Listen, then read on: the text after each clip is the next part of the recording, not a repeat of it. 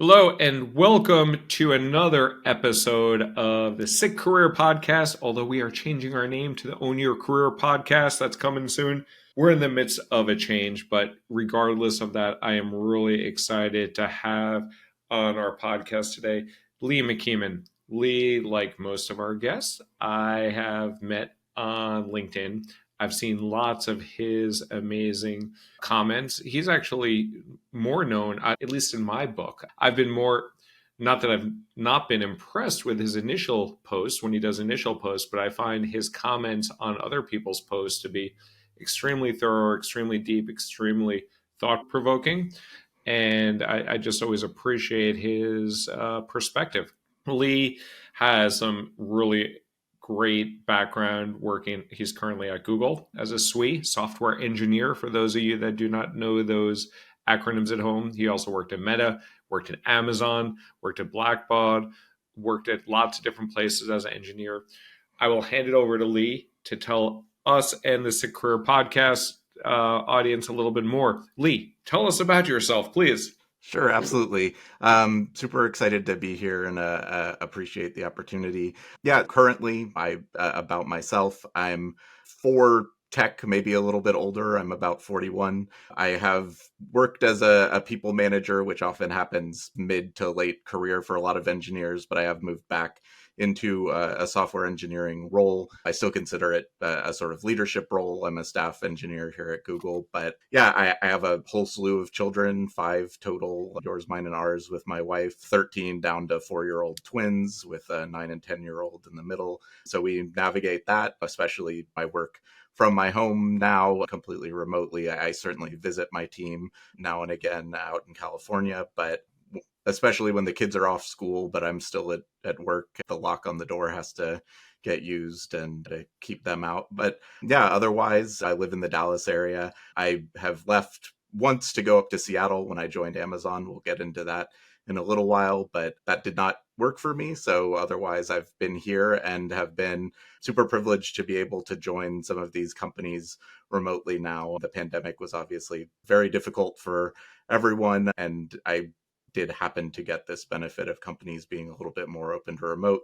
That pendulum is swinging a little bit in the opposite direction in a lot of cases, which is a little harrowing. I had a lot of doors open, and some that may have been open during the pandemic, I may not be able to join remotely now, which was okay. I'm very happy with my job as it is, but just an interesting observation. Yeah, otherwise, in terms of what I'm passionate about, as you mentioned, where we met was on LinkedIn. I'm super passionate about sharing knowledge about career development and our industry through a few different lenses. One from someone who's done it for a long time and who's made the shift to management and back, but two, from a sort of neurodifferent perspective of being an autistic person, ADHD, anxiety, depression, some of these things lots of people have. Some of them don't know it. Some of them embrace it. It's very different. But talking about that for me, even if I can't say this is how you're going to do it because everyone's very different, talking about it, I think, takes away some of the shame about it potentially, or some of the identification that people are like, you know what, I just don't see people like me succeeding. Maybe this isn't the job for me. I will say, like, I've had struggles in my career and it's not perfect, but I've reached a level that a lot of people strive towards, and I feel really grateful for that. But do want to model that people with neurodifferences can achieve things still, and it's not just I haven't seen anyone like that. And again, when it's someone's race or another disability that might be more physically obvious, people might see that, oh, hey, this person who was high up in the company is in a wheelchair. This is a Black female that's managed to get to a really high position. For neurodifferences, you don't always see that, and people don't always talk about it. That's something that's really important to me as well. So then I'll talk a little bit about some of my career journey, and then we can dig into some details that you think will be interesting for some of the listeners. But in general terms, I have worked as an engineer for most of my career. I consider that post-college. I don't think college is a necessary thing to be a software engineer, but it certainly was treated that way at the beginning of the 2000s when I was entering the job market. What you were supposed to do was go to college and then you could get a quote unquote good job. I definitely think that there's a pushback. I think that notion is certainly classist and racist and a lot of other things that university education is not, I will say, not very democratic. It's not very accessible to a lot of people. And again, I don't think it's strictly necessary. I got a CS degree. It did not prepare me to do this job. I learned things that I find useful, but I certainly didn't learn to code well. Doing a project for a couple of weeks, turning it in and never looking at it again is very different than writing maintainable production software. And I know some programs might cover more detail in software engineering now than my program might have. But in any event, I graduated from the University of Texas in 2000. I started working at a company down in Austin where the school was. It was a sort of small healthcare informatics company building software to use in clinical laboratories and hospitals and inpatient settings. I worked on a system that most people would not enjoy very much. It was a laboratory system that was written starting in the early 80s using Fortran 77. It had gotten integrated with some C, but still most of the system was written in Fortran.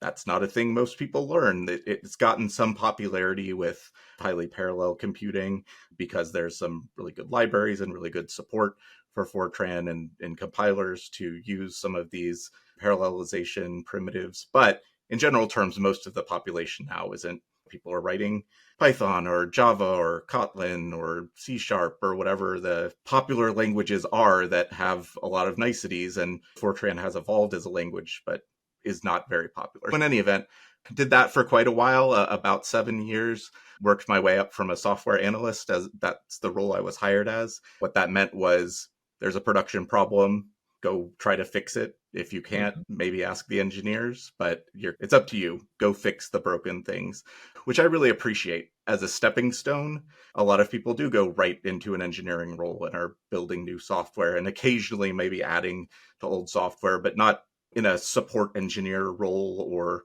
some SREs are in that role. But I think it was very different to have to, everything I was looking at was a bug in an existing system, and having that experience and growing through that and then becoming an engineer, I think was really helpful for me. And I really appreciate that opportunity, even though at the time it didn't seem glamorous.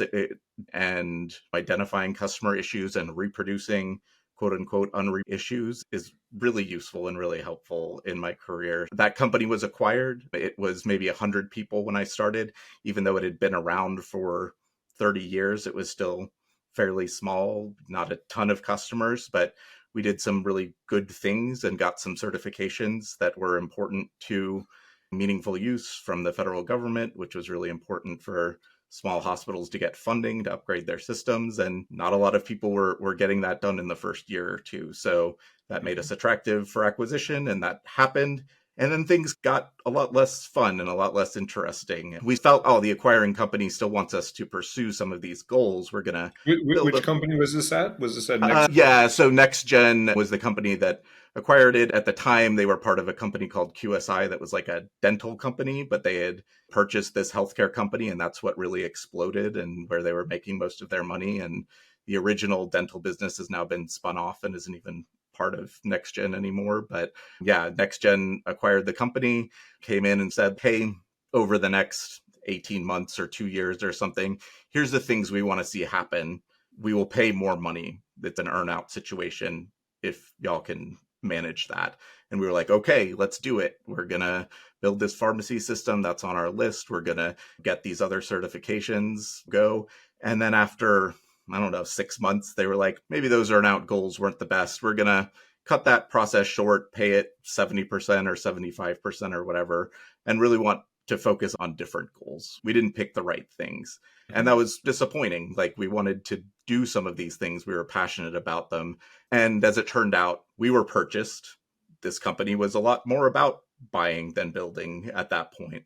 So buying a pharmacy system felt a lot safer and more familiar to them than having us build something from whole cloth, even though we had a lot of experience with it and integrated with those systems. And I understand it from a business perspective, but it was a bummer from an engineering perspective of we're going to build a cool new thing. And it's no, you're not. You're going to do integration work maybe forever. Like that's what the primary job is going to be now. So there was some fun things with integration. We were running on Postgres on our clinical system. NextGen as a whole was using Microsoft SQL. They wanted our product to run against Microsoft SQL. That wasn't an easy task, but it was an interesting and exciting one. But once some of the stuff like that was done, it turned into a little bit of a turn of the crank. So that's when I started looking for a new role. I pretty quickly joined a company called Convio, and Convio built software for nonprofits. It was a publicly traded for-profit company, but the software that they made, nonprofits used for contact management, mailing campaigns, online fundraising, things like that. The thing that people are most familiar with are like the Susan Komen Race for the Cure and having a team that's all running and being able to fundraise for your team, like that Team Raiser product this company I worked for, Convia, created. Worked there for 4 or 5 months, and then they announced that they were being acquired by the only other really big company that did this. It seemed like a niche space. It was publicly traded. It seemed pretty safe. And then talk of the acquisition happened, and I saw similar things happening. I've now seen that the original Convio products have all been sunsetted. So being an expert on those wouldn't have been that helpful. I certainly could have learned new things, but it coincided. I wasn't looking yet. I was just a little nervous with the acquisition, but a recruiter reached out, and it was an outside recruiter, not an internal recruiter from Amazon, but said, "Hey, do you want to come work at Amazon?" And I was like, like I can't do that, but cool. I don't have anything to lose. I don't have anything else going on. Sure. Like I'll go and do this interview. And it turned out that I was in this imposter syndrome, I can't underselling myself place, and actually did really well in those interviews, which was a pleasant surprise. But what came with that, as I alluded to earlier, was a move up to Seattle. Remote wasn't really a thing. This was back in 2012. So within a month, got my 2-year-old and my wife at the time, and we moved to Seattle. And that was very difficult, it turns out. Doing the job was actually the easiest part, integrating socially into a different place, adjusting to a climate that is very different from Texas. Having it be dark at 4:30 p.m. in the winter it gets dark early here, but not 4:30 early. I would get to work and it was night. It's not, oh, it's sunrise. No, like it's night. I would leave work, it's night. If you go out in the middle of the day, it's just rainy. So Yeah. it was a little bit rough for a native Texan that was used to 300 days of sun versus 100 days of sun. Anyway, that job changed a lot quickly. I joined the streaming video platform. They call it Prime Video now. It's been called a dozen different things. It was Unbox, then Amazon Instant Video, then Prime Instant Video, now I think just Prime Video, but they didn't have mobile clients and it was a big gap. So I joined to help build the iOS client. I worked on that through the release. We, did the overnight command center thing and got lots of people using it. That was cool. And then they said they were moving iOS development to London because they needed the teams that were local to be focused on Amazon first-party devices. And for us, that meant the Fire Phone. It sounded exciting when they recruited us to do that and made us sign away our souls in the paperwork to not disclose anything about the project. It's going to be 3D. That was all Did you have to interesting. go through a different sort of interview process or signing different paperwork to be on this It, top it, secret project? it was signing different paperwork. It wasn't an interview process. It essentially was like you have to decide if you want to go to London and move there and continue to work on iOS, or stay here in Seattle and work on something we've determined to be a higher priority. If you want to do that, we can't tell you what it is, but you're going to go into a room and a lawyer will present you with a lot of paperwork and you'll sign it and then be read in on the project, is what they said, or disclosed on the project. And so that was the Fire Phone, but that came with a lot of disclosures on the Fire TV eventually, and future tablets that Amazon was putting out, the Echo Show, because that has video on it. There was a world of secret projects was opened up to us once that happened. So typically, as part of a company, you have to sign an NDA. So this was like a super tough NDA or something, like super Yeah, top it secret was one. bonus NDA, and it was also expressing like, what do you do with prototype devices? If you're at an airport and someone needs to look in the non-disclosure case, you have to ask for a private screening in a private room so it's not brought out in front of the Hmm. public, and just a lot of extras that aren't considered as part of the sort of general thing, and a lot of details about need to know now, things that other people in the company don't, and you can't tell them. You're going to use source control that is inaccessible to other engineers, and how do you deal with that?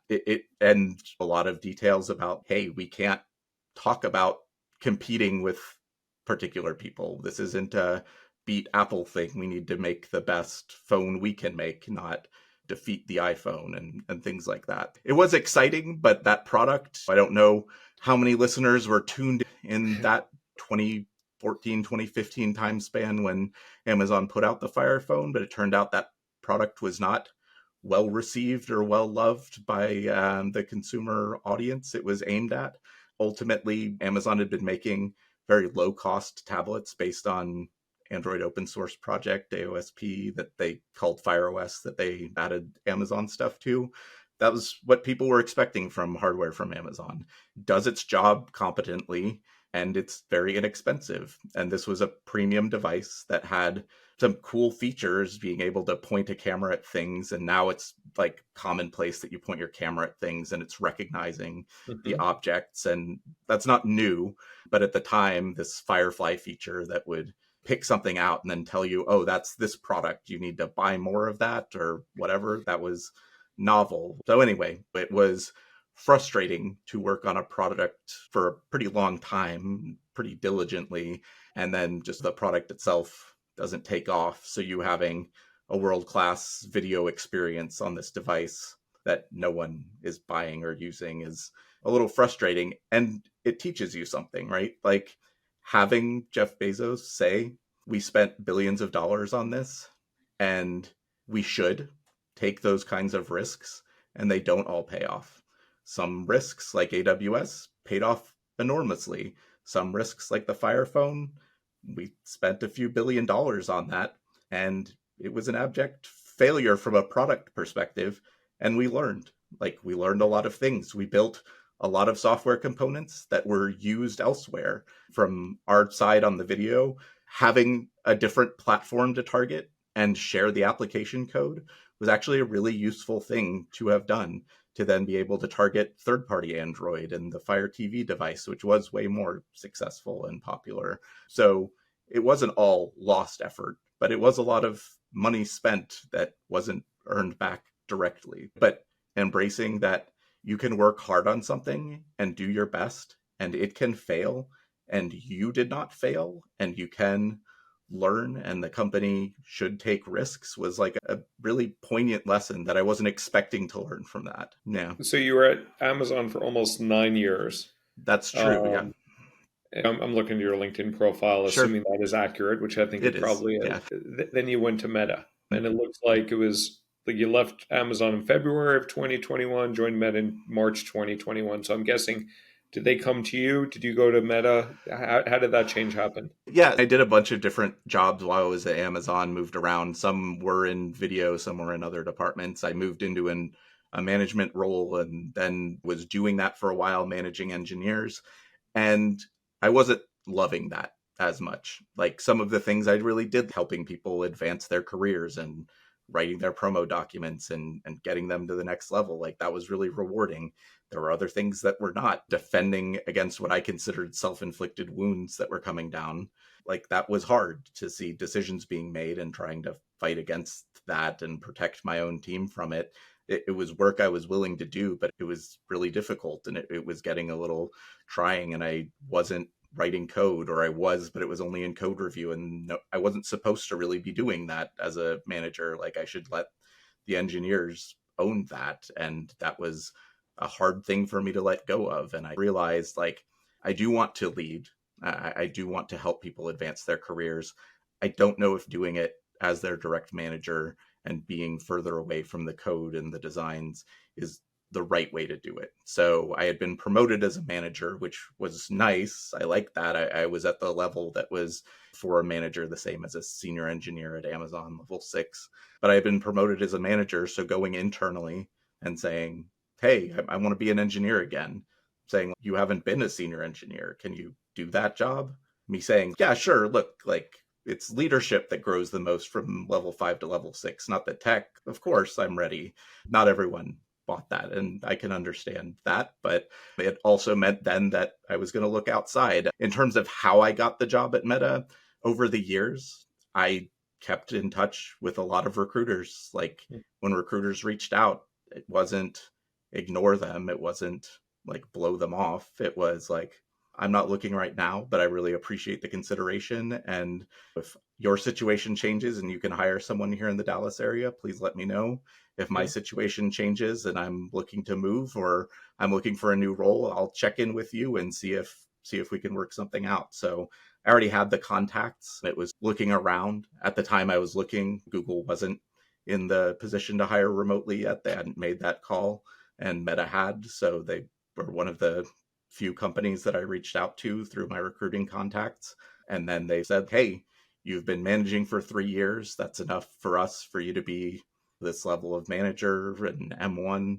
You can come do that, or you can interview for an E6 engineering role.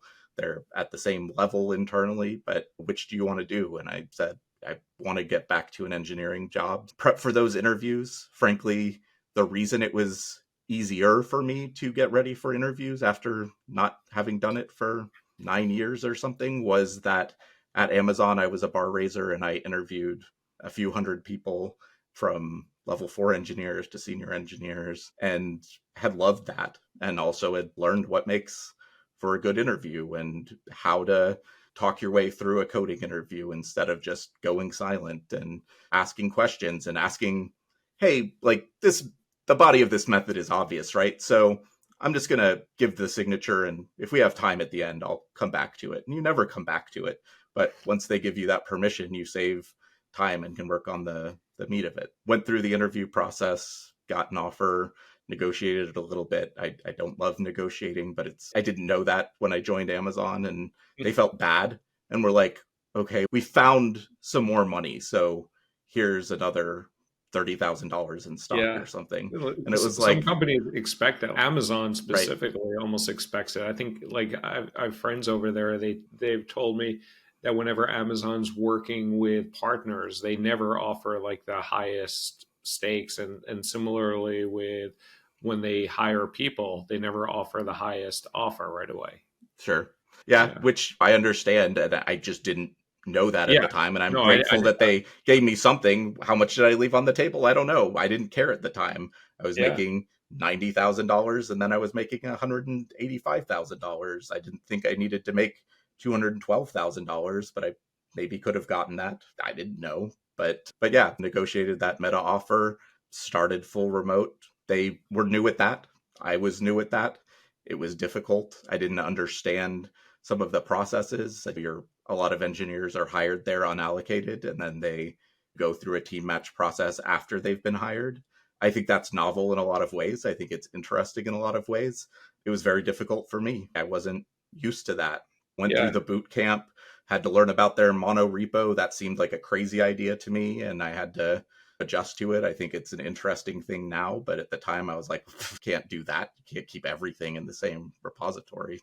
Turns out you actually can. But I was very used to Amazon's Brazil build system and packages and version sets, and had banged my head against that enough that I had gotten used to it and could make it do what I wanted it to do, and had to start again. Along with that bootcamp process, there was this team match process.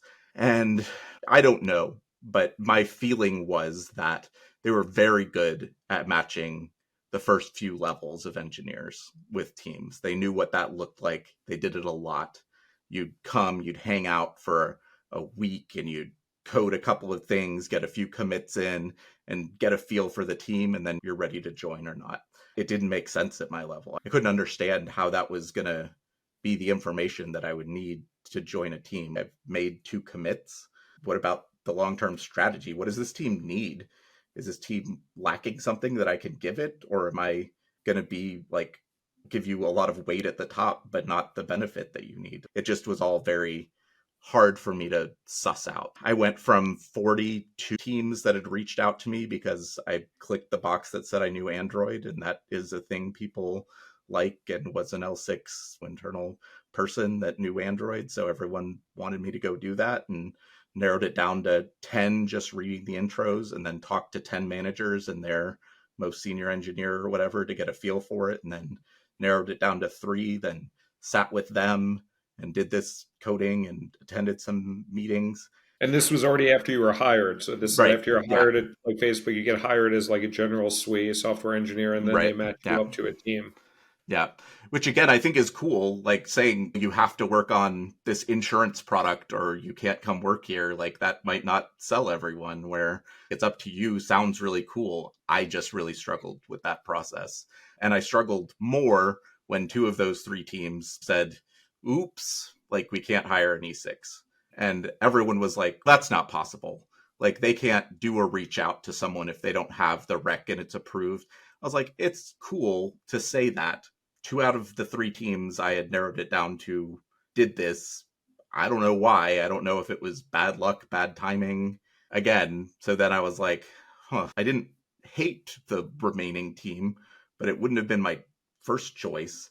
And I felt weird just accepting it because it was the only one that was still open to me. And ultimately, frankly, that division got shut down. So I'm fine with having made the decision not to join them. But then I felt adrift. I was like, am I doing that again? Am I starting with 40 teams again and going through all of this? And I made a call that I'll try it my way instead. And my way was use my internal network. I knew enough people from having already been in the industry for 15 years. And frankly, just having worked at Amazon, that was where pretty much all of my contacts had come from. Maybe one person was from one of the companies I worked at in Austin, but reached out and said, hey, tell me some senior plus engineers that you trust. Let me talk to them, see what they're building, or see if they know of any teams nearby that are building cool things, find out if they have open recs, and then I'll talk to the managers.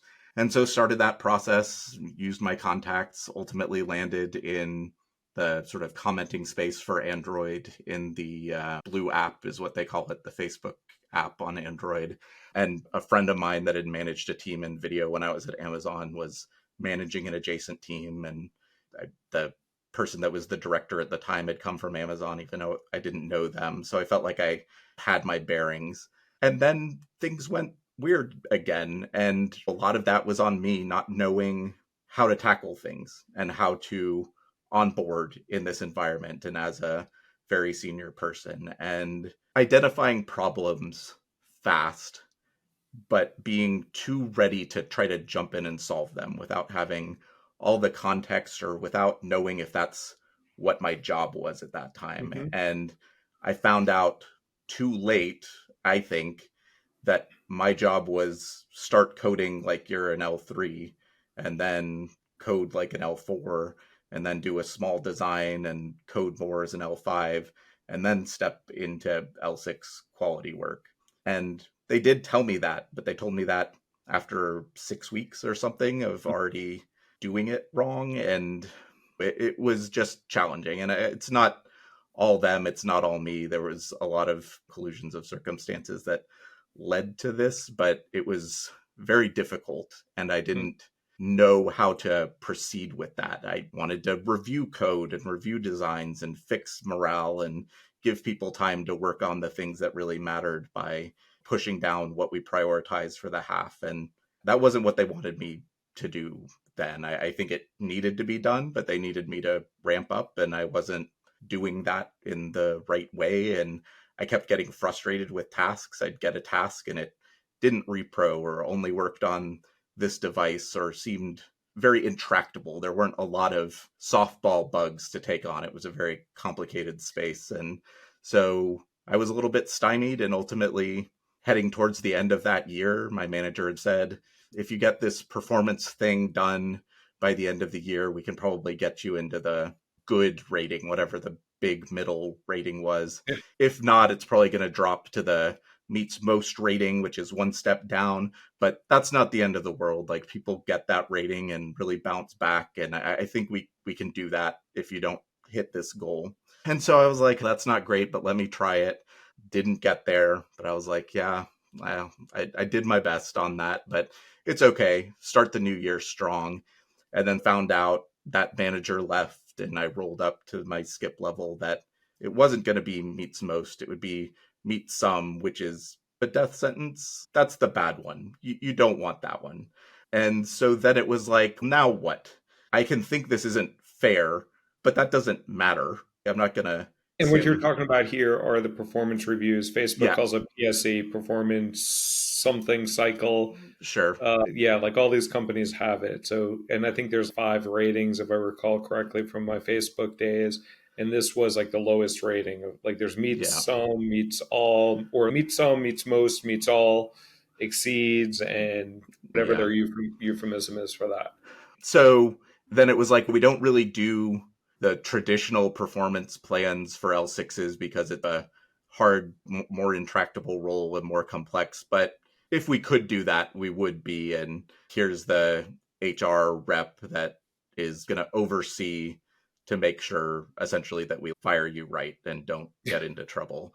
And the nail in the coffin, this was all very demoralizing, but the nail in the coffin was even if you completely bounce back, this was maybe in January, February, even if you completely bounce back, ramp up, are contributing at an L6 level for most of the year, you're still not going to get more than meets Right. most for the year. I was like, Right. for the year? It's January. Like, how can we be making a call that I can't get to meets all for the year now? That seems Right. bad. Like, that it told me what I needed to know, which was like, you gave it a go and it didn't work out. And that was difficult. Like, I had made what I considered a very harrowing decision to leave Amazon, where I'd been for a long time and was well known and respected and knew how things worked and knew how to play the games and the politics and, was good at it and helped people. And, I was stepping out into this new challenge and then didn't rise to the level. And it was like, that's disappointing. Should I go back to Amazon? Would I go back as an L6? How would that feel? Can I do that? But ultimately, as things were going bad, I was already reaching out. Google had made the decision to hire full remote. I also want to note, I never went to Seattle where that team was. That was a mistake. That was We, with Meta, yeah. I never met those people in person. Like, one person on my team's parents lived in the same city as I'm in, and I met him for coffee one day, but I never went and sat with the team and got well integrated. And maybe that's not always necessary, but it would have been a good idea. And it didn't happen. And that's not what killed my chances there. It's just one more thing that I would change if I was doing it again was go visit, be present. But yeah, I had reached out to a recruiting contact I had with Google again and had conversations. I'd done the foo bar challenge where if you Google a bizarre enough technical thing, then they're like, oh, if you're Googling that weird thing, you must be an engineer that we'd like to at least like probe. And I think some people have looked at particular phrases that'll trigger it, but I was legitimately just, oh, how do you do this obscure thing? And it was like, do you want to do this challenge? And I was like, yes, I do. I love to do challenges. This was not like, I'm going to get a job at Google. This was like, ooh, a coding challenge, and did that and got far enough to get a contact with a recruiter.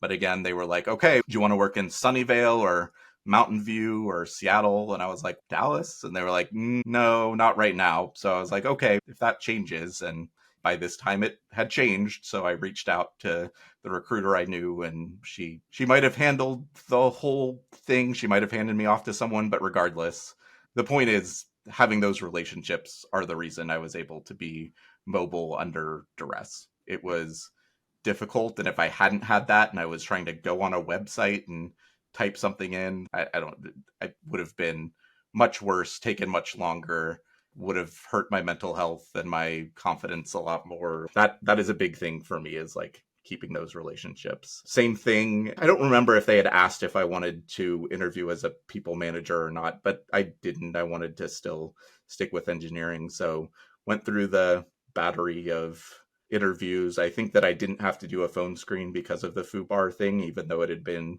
years before. Went right to the on-site, which was still all virtual at the time, but did that, had my email set up with an alert for my recruiter's emails, watching for whenever she would contact me. And it's a different process than I knew at Amazon. We have a local committee, and then if they agree, then there's a central committee, and we'll send it there, and then they'll see if they need any more data and they can approve an offer. And so it was a lot of, okay, got through this step, got through that step, and then ultimately got to the offer stage, another pretty brief negotiation, and then accepted that offer. There was some lag in the team match because Google was doing that in advance, unlike Meta that did that once you were onboarded. Talked to a few different directors about their space, or one was a senior manager, and ultimately joined the chat org working on what we call spaces, which is just the lots of people in a room talking as part of the chat product. So that's the story so far, minus like my time at Google. But that's how I made my way through the industry, from small companies to medium-sized company to three of the largest companies. So Yeah, cool. And I really appreciate your transparency and authenticity with your autism. So, right on your LinkedIn profile, you introduce yourself as staff software engineer at Google, good person to know, which I would attest to that, autistic, and then your Substack channel. But talk about the autism. When were you diagnosed with it? When were you comfortable sharing that in your career? And how has that impacted your career? The fact that you're not just diagnosed with it, but you're also comfortable with the mhm. diagnosis as much to put it right on your LinkedIn profile. Yeah, most of my life I did not know. I'm fun now. I think I'm forgetting now if it was 2 years ago. I think it was about 2.5 years ago that I had an evaluation done and got an official diagnosis. And the diagnosis they use is autism spectrum disorder. Asperger's isn't a thing anymore. They treat in the DSM. If people want to identify that way themselves, more power to them. DSM But is a diagnostic statistical tool for psychology. sure. Like Yeah. you So have to that sort of diagnose. says, like, what do we got? What are the conditions? And as we learn more, it might say, you know what, we're not going to treat this as a separate diagnosis because it's actually just part of this other thing. So anyway, got that diagnosis then when I was 39-ish. So had spent a long time being just weird or eccentric, or just, I didn't know. I knew I was different. Sometimes I knew I was different in certain ways, but a lot of times with anything that's psychological, we don't always know. We're having some different experience than other people because we can never experience thought as another person. So there would be things where it's just, oh, I guess I just don't try hard enough to understand people's body language. If I just committed myself and really tried, maybe I could do it, but I don't know. I guess I'm just not good enough at that, or don't try hard enough. And it's, oh, no, you can't do that. It's just, you'll have to figure out a different way because your brain just doesn't do that. And it's, oh, other people, either it's pretty easy or completely intuitive for them to read that. And for me, it's like nearly impossible. Okay, that's good to know. That's helpful to understand that it's not some weakness of mine or a lack of interest or trying or whatever, that my brain works differently. And I treat autism and ADHD, I was also diagnosed with as a child, but I treat these things as differences. Disorder is in the name. That's fine. That's what doctors have in there. I really consider it a trade. There's a lot of things that I struggle with or have greater challenges with than other people. And then there's things that it grants me, that the attention to detail that I have, the pattern recognition that I have, the sort of like ability to think about problems in a different way than a lot of people might, has been dramatically beneficial to me in my life generally, in academics and in my career, especially working in a job where software engineers, the thing that people think of is, oh, you write code. And it's like, yeah, we solve problems, and sometimes it's with code. It's not always. Being able to solve problems or think about problems in a different way, and being able to look at someone else's design and be like, I've had to learn how to do so in a presentable way, because before I didn't know that facts could hurt people's feelings. It was like, oh, that won't work. Just fix that. And that actually is not something people can always hear. Even if I'm right, it needs to be presentable in a way that people can hear it and respond to it and synthesize that. I had to switch my mode of operation to asking more questions and making fewer assertions. That's wrong, might be true, like it may factually be incorrect or an untenable approach, but it also isn't connecting to a person. And if you're not connecting to people, you will not succeed. So being able to say, oh, you know what? Like the last time that I tried to do something like this, where it was a distributed problem, keeping a distributed counter like this was actually really hard. Have you thought about other solutions, or have you like looked into GUIDs for this, or having a partially correct counter, but we don't rely on that for correctness? Have you thought about any other things? Because I just really suffered, and it really delayed the project the last time I tried to do something like this. Is just a very different thing. That's saying, I'm leaning on my experience to tell you that I suffered and I'm trying to save you suffering, is very different than you are wrong and you need to fix it. But that took time and feedback that I had to get to figure that out, because a manager said, you know what, you're right a lot. And people don't want to listen to you when you tell them that, like, this bluntly. And I was like, oh, that makes sense. I can see how that could be a hurtful thing. Let me try to redo that. And essentially, this is how it works for a lot of things in my life. And I think a somewhat standard autism thing is, if I can have rules, I can follow them. So if the rule is don't assert someone is wrong, okay, or at least in a professional setting with your children, maybe that's okay. But like, your peers aren't your children, don't do that. I can stick to that rule. Otherwise, in terms of my professional life, a lot of it has been the social side and the soft skills.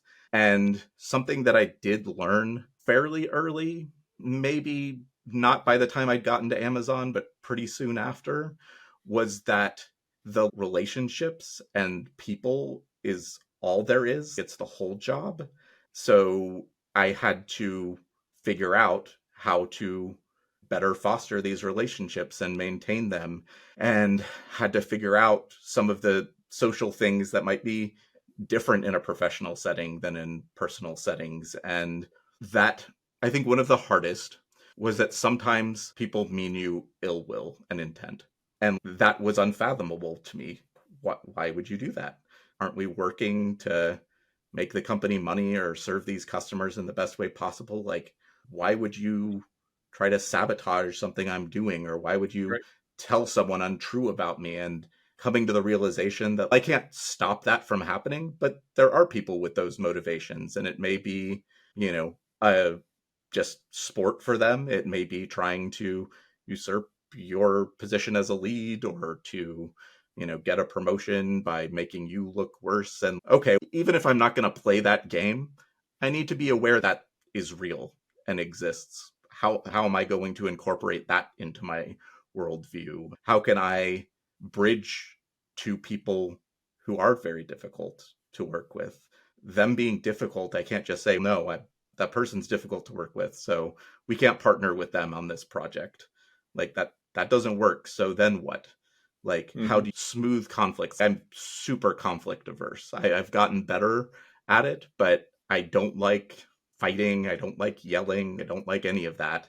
Again, part of that is probably a trauma response, and that's a little sad. But on the other hand, I'm a very good negotiator, or even as a third party and not being involved myself. I can be like, okay, here's where you're coming from. Here's where they're coming from. We're missing something. What is the missing piece? Because we want to solve the same problem. Why do you think their idea is going to be like the end of the world? Why do you think their idea is going to actively harm users? How can we reconcile these things? What is the difference? And if we can't bottom that out right now, is there one thing that we can agree on so we can start working and figure the rest of this out as we go? And being able to like calm things down, slow them down, stop a like cycle of battling and move toward what's actionable. You being mad isn't actionable, but we need to have a contract agreed upon between these two systems. Is if we're persisting something this way or that way, does that affect this contract? No, then let's get that spec'd and then we will get some other input or do some more research or prototype and figure out the storage later. Yeah, cool. Lee. This has been a really engaging conversation, and the time just flew by. So I do want to cover, I do want to dig deeper into some of these, and it might have to be on a part two Sure, episode here. But I do want to ask you two final questions here. sure. Throughout your career, very successful career, working at some of the best tech companies in the world, and I know you coach and mentor lots of individuals. What's your favorite piece of career advice that you give people? Leave our listeners here with some sick career advice that you want to leave them with. Sure. Yeah, I think that I've heard it stated about, say, interpersonal relationships or romantic relationships. Do you want to be right or do you want to be close? I think that this applies a lot in the professional world as well and is one of the more important things. Is it important to me to dominate and ensure that I win this meeting? Or does it turn out that you can't win and all that can happen is you make the best decision or you make a selfish decision? And so choosing to actually step back and not treat your idea as your baby or your decision or your system or whatever you've done and do what's best for users, customers, coworkers, even if it's not your idea, or compromising on what you think is the best idea so that you can maintain relationships that are going to be key to doing the right things in the future. Do that. Being sure of your ideas and sacrificing relationships to keep them at the forefront is super dangerous. And when we work in coding, we think oftentimes very yes or no. There's a right answer and a wrong answer. And when you tell the machine to do something, it does it. And there's a right way and a wrong way. Mhm. And if you carry that over to interpersonal decision making and relationships, it's super dangerous and caustic. Yeah, there's a lot more gray when you get outside of coding. And then the last question, Lee, where can people follow you? Where can people reach out to you? I'm pretty sure I know where the answer is here, Sure. Yeah, but yeah. just for those that do not follow you as closely as me. Yeah, yeah. I post most on LinkedIn. It is a good way to be able to reach out to me. It has a connect button. Please, if someone wants to connect or follow me, send a message. Like I will not, I can't accept every connection that's just completely without any context. But it's Lee McKeeman is my name. I could spell it, but you'll probably just look at this podcast Yeah. episode. So I'll just rely on that. And similarly, I've started writing on Substack. A lot of the content is aggregated because LinkedIn is a little bit wonky and you might not see all of someone's content. So I aggregate it on Substack so people can find it all. And I've been doing a read through and reflection on the book Staff Engineer. So that I'm putting specifically on Substack because it's just too long for LinkedIn. That's the best place to find me, follow me, contact me. So yeah, look forward to hearing from anyone interested in connecting. Awesome, Lee. It's been great getting to know you on LinkedIn and off of LinkedIn. And thank you for all the insights here. We didn't even get to go into your Google career yet, It's true. but we'll have to do a part two here on the podcast. But thank you so much for joining Yeah, us. Thanks absolutely. for inspiring folks on LinkedIn, and thanks for sharing your story so transparently and authentically. So I appreciate you. Yeah, absolutely. Appreciate the opportunity. Thanks a lot, Lee.